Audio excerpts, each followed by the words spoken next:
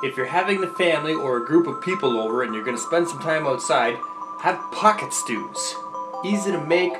Make dinner a family or a group event. It's fun, it's social. Just prep everything and go. And everybody can customize their own stew to taste exactly the way that they want it. They cook in the fire in under 30 minutes.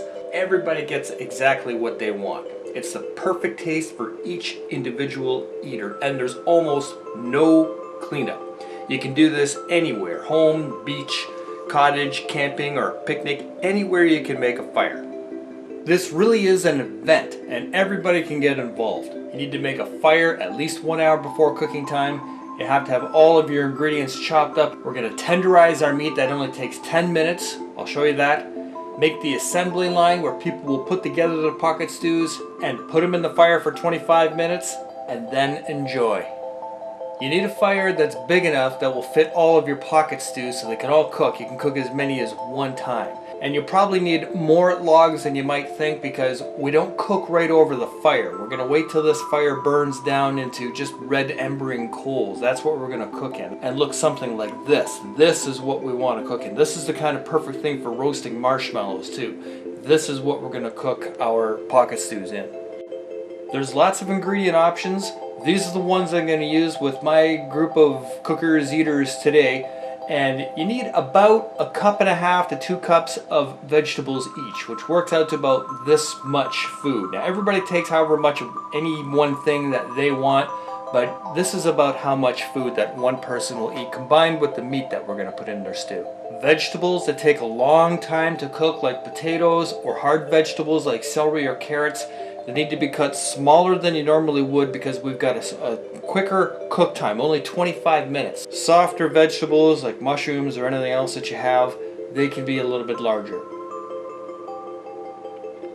So here's all the vegetables I'm using with my group, prepared and ready to go.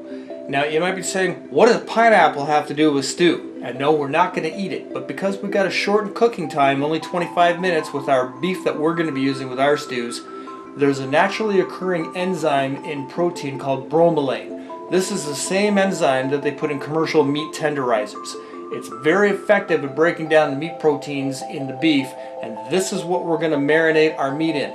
And they run the pineapple through a food processor to get it down into a liquid like this.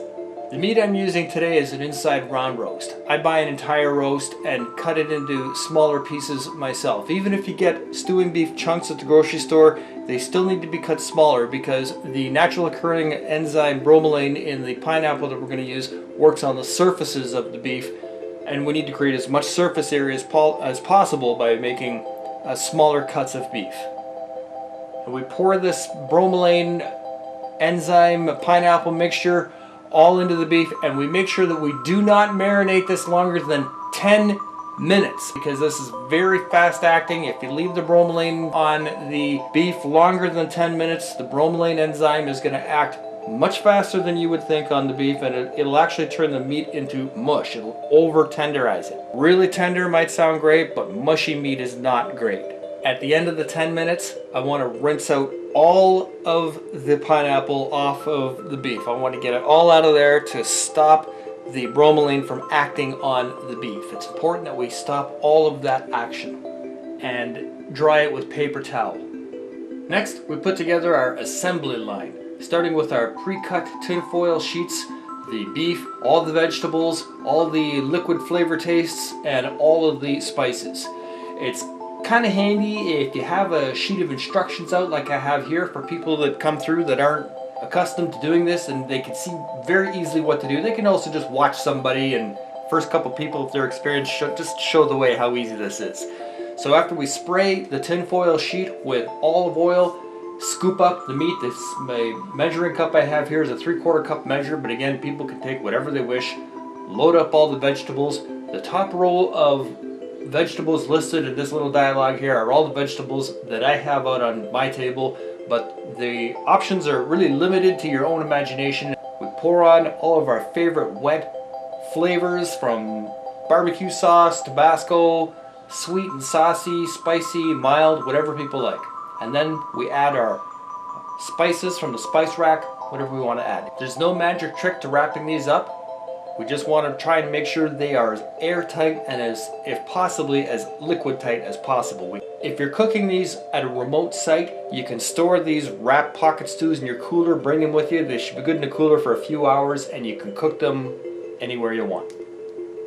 To cook these, we just place our tinfoil pockets right on top of the coals. About 25 minutes later, it's time to take these stews out. Just get some tools from the kitchen. We don't want to puncture or make any holes in the pocket stews. Just transfer them back to our plank that we can easily carry all these hot stews back to our table. When you open these, be careful. There can be a lot of hot steam in there that can burn your fingers or any other skin that you have exposed. Here's some of the recipe combinations that my group came up with. Your group can come up with something completely original and different as well. But remember, the best stew, the one with the best flavor, the perfect one, is the one that you make yourself.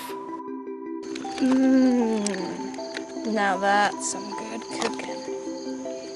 Did you like this? Go ahead and click like below. The recipe and the website are also listed below.